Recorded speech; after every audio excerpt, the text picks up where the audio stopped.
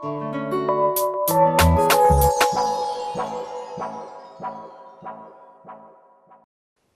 capture and storage technology involves separating the CO2 used in power stations or big industrial installations from the fossil fuels that they burn, piping it out and storing it deep underground, perhaps 2 or 3 kilometres in old gas reserves or oil reserves or saline aquifers, where it will stay there, well, effectively forever.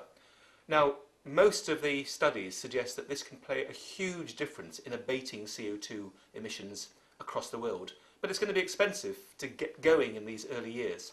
Now, what we've done is to introduce a financial mechanism to provide financial support to get the projects up and running in the demonstration period, and then to follow that up with regulatory steps which will restrict the building of conventional coal-fired power stations, the dirtiest emitters of all, until we get to the point where CCS is going to be commercially attractive on its own.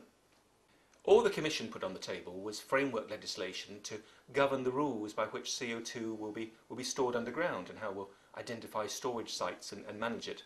But much more important is to identify the means by which we can accelerate the development of this technology.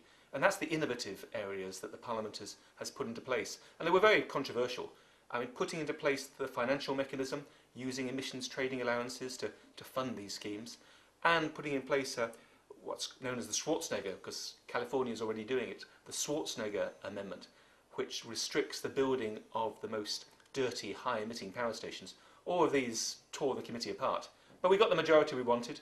We now go into negotiations with the Council.